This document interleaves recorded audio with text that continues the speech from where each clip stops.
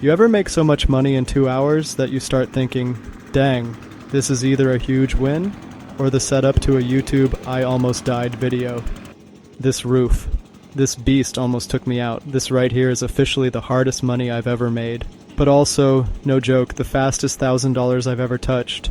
2 hours and $1,000. No taxes, no W-2s, just me, a rope, a leaf blower that sounds like a jet engine, and the very real possibility of falling and becoming a neighborhood legend in the worst possible way. This job had it all. Danger, dirt, drama, and moss. So much moss. Strap in. This is the story of how I turned fear of heights into $600 an hour, and why my dad now calls me Spider Bro. So after almost dying on a roof for fun, let's talk about how I got there. It started, as all dangerous ideas do, with a chill neighbor and a casual, "Hey, got a minute?" He's had me do odd jobs before, fix a leaky pipe, trim some trees, mow his jungle of a lawn, you know, classic broke college kid side quest stuff. Anyway, he waves me over and says, "Every year I clean out my gutters and spray moss killer on the roof, but this year the company wants $2,500. I was like, "Bro, are they cleaning the roof or replacing it with diamonds?" And then, here's the plot twist. He looks at me dead serious and goes, "I'll give you $1,000 cash if you do it instead. Just wear a harness, climb up, and don't die." Cue me doing the mental math. 2 hours of work, $1,000, that's $500 an hour. That's pay off textbooks and still have Chipotle money kind of income. That's I'm a one-man roofing empire money. But then he hits me with, "Ask your parents first. I don't want them finding out their son fell off my roof and coming after me with a leaf blower." Honestly, respect. Boomers might not text with emojis, but they do care about liability. So I walk up to my dad like, "Hey Pops, hypothetically, if your extremely responsible son got offered $1,000 to climb on a roof and fight moss with a jet engine, would that be like cool with you?" He gives me that look. You know the one, like he's trying to decide if I'm an idiot or just brave with poor timing. And then he hits me with the classic dad line. "Money's cool, son, but safety's cooler. You break your back, that $1,000 isn't gonna mean a thing." Fair, valid, extremely dad.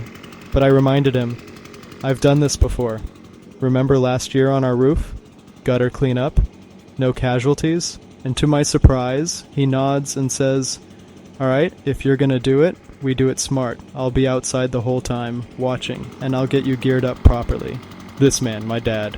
He's like Batman.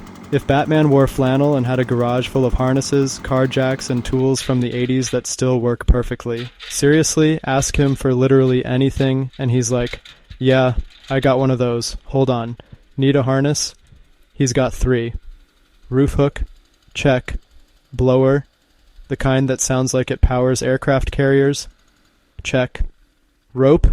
Dude probably has enough rope to bungee jump off a bridge twice. He even gave me a mini safety lecture like I was going into combat. Test your anchor point. Double check your carabiner. Don't trust gravity. Gravity's a punk.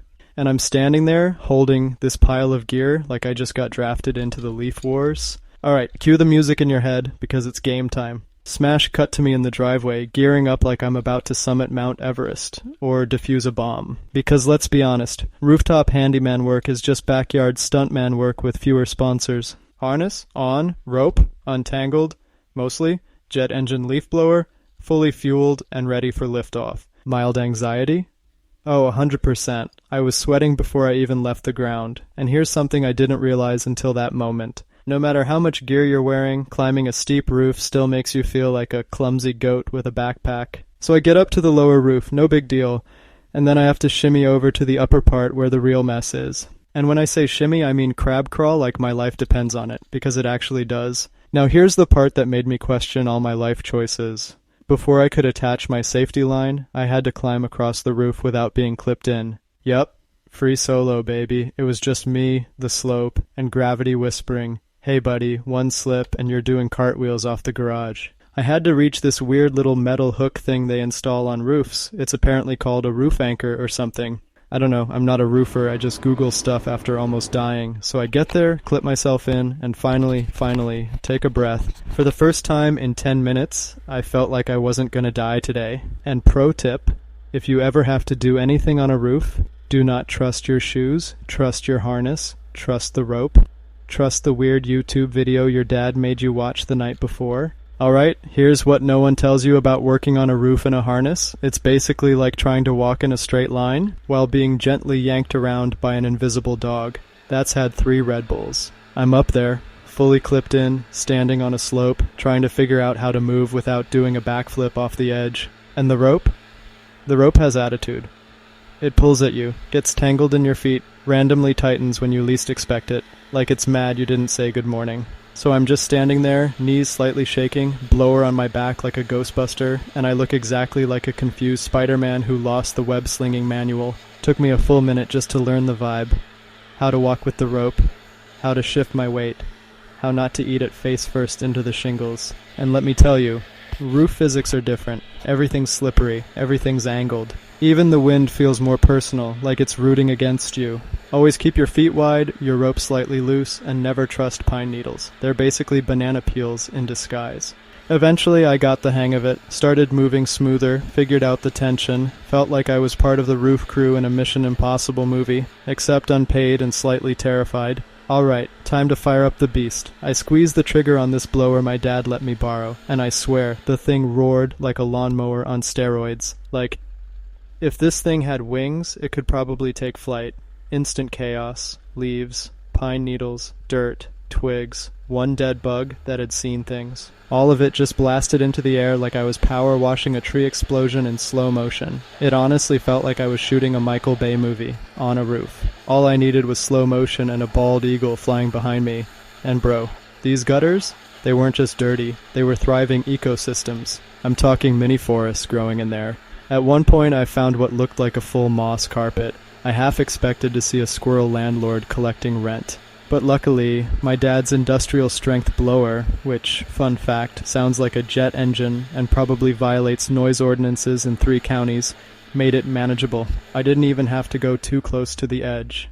Which is amazing, because the edge of a roof is the worst place to second-guess your life choices. Pro tip for future rooftop warriors. Start from the far end and work your way toward the ladder. Blow away from yourself, unless you enjoy getting a face full of leaf salad. And wear glasses or goggles. I didn't, and I cried leaf juice for like 10 minutes. Took me maybe 20 minutes to fully clear the top section. And yeah, I was feeling myself. Roof, owned, gutters, evacuated, confidence, rising.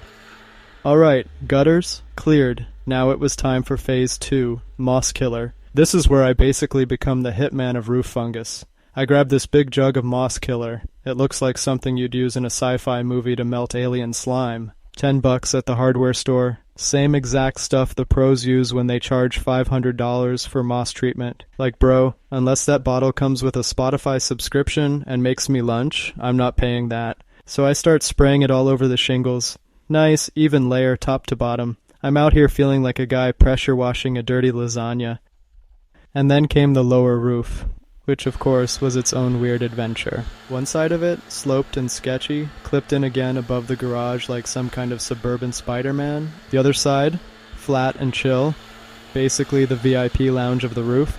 I walked across it like I was strolling into Costco with a membership card. And while I'm up there spraying away, I spot these 2 skylight windows, absolutely coated in grime, like Mother Nature sneezed on them all winter. Now technically the job didn't include window washing, but I thought, hey, I'm already here. Why not go full handyman bonus round? So I wipe them down, and when the neighbor sees it later, he goes, "Whoa, you cleaned those too?" And I'm like, loyalty perks, my guy. You keep hiring me, I keep doing cool stuff for free. So mission almost complete. Gutters, clean, moss, annihilated, windows, sparkling.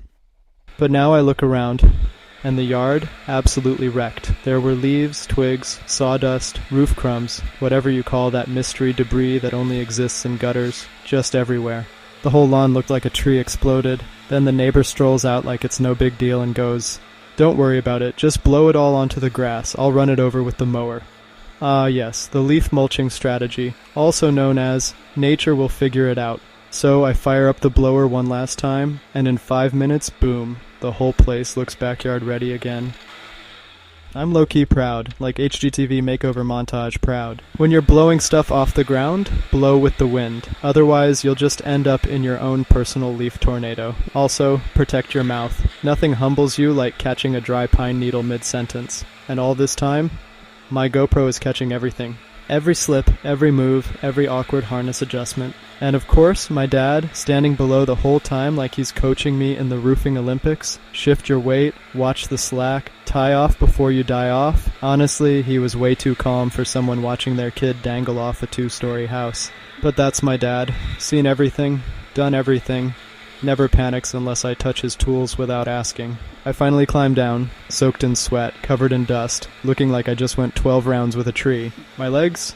Jello? My face? Sunburned on one side only. My shirt? Doing nothing to hide the fact that I just did battle with a roof. And the neighbor, legend that he is, walks up smiling and goes, "Great job. I said 1,000, right? Here's $1,200 for the windows, the cleanup, and the hustle. Yo." In that moment, I swear, I heard a choir of angels made of dollar bills. Felt like I'd just gotten a raise from the universe for having a good attitude. Like, here's a bonus for not falling off and dying, and for making my skylights sparkle. So, yeah, that's how I made $600 an hour, risking my spine on a 2-story roof and airbending pine needles like I trained at Avatar Roofing Academy. Would I do it again? Honestly? Yeah. Not just for the cash. I mean, yeah, the cash is awesome, but because every job I take teaches me something. How to use gear, how to stay calm under pressure, how to not let a pine needle go up your nose when the wind shifts, and most importantly, how to earn my own money without begging mom and dad. Who knows what the next job will be? But unless it involves a 3rd-story roof and wild raccoons, I'm probably saying yes. Stay tuned. Peace out, stay safe, and don't forget to check your gutters.